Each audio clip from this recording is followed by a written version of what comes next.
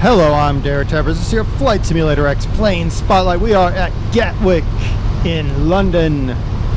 We are aboard our Handley Page HP.42 Hercules.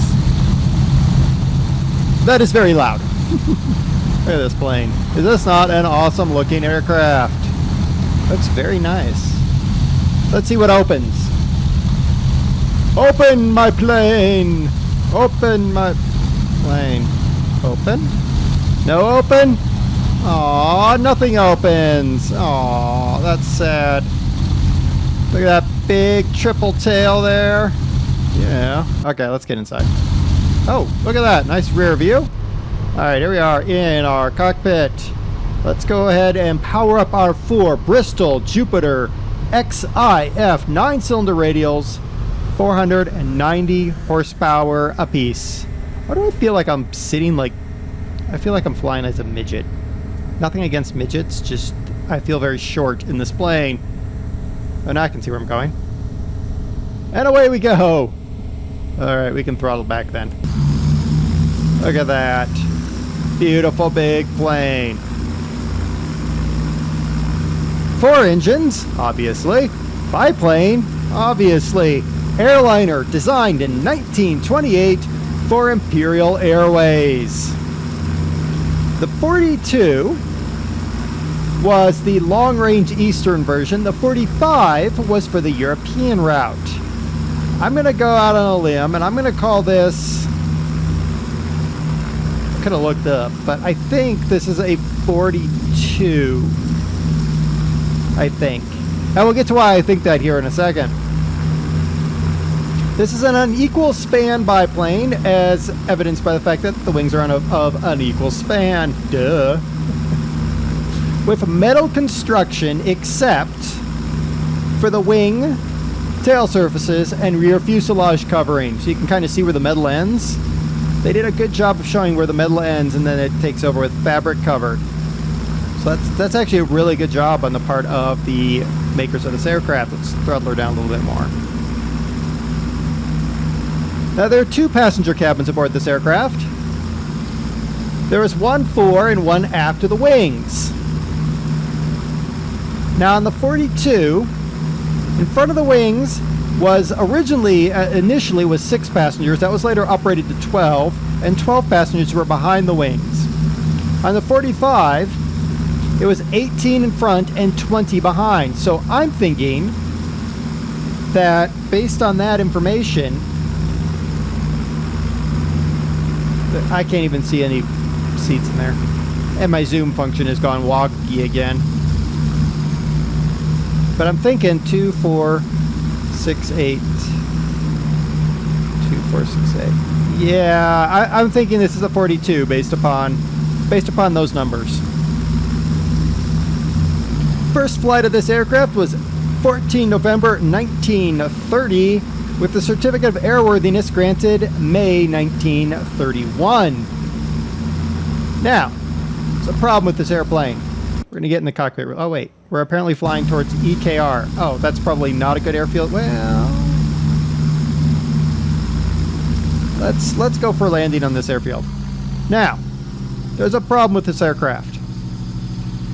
And it's a design deficiency, but it's design deficiency by design. Does that make sense? Shouldn't, but it should at the same time. Imperial Airways wanted a very slow landing speed. This meant large wing area. The wing area of this aircraft is almost as much as a modern-day 767. That is immense. This created very low wing loading.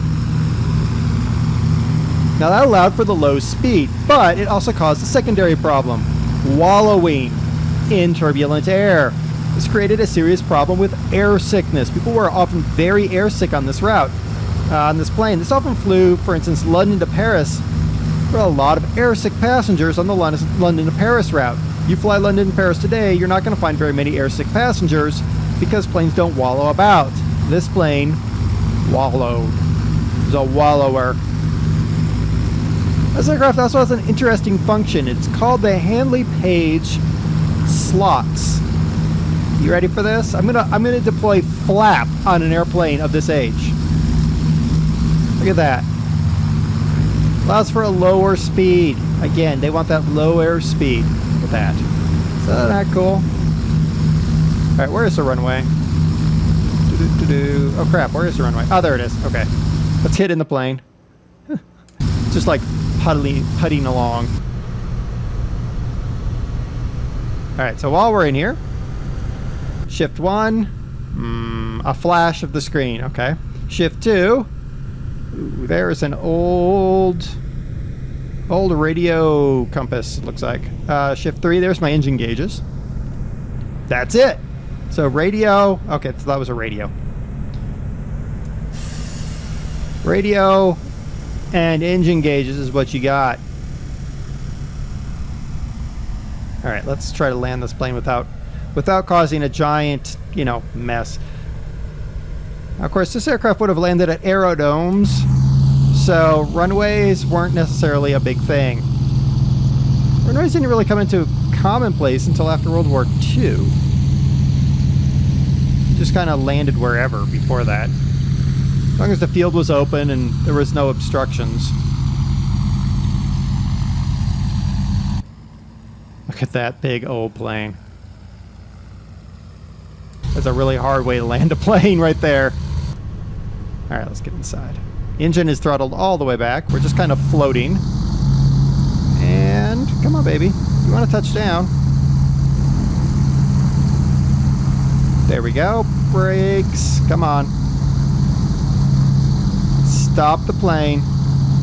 Pump the brakes. Pump the brakes. Pump them. Oh, stop the plane. Oh, we're going to stop before the end. I'm almost sure of it. Yeah. Look at that.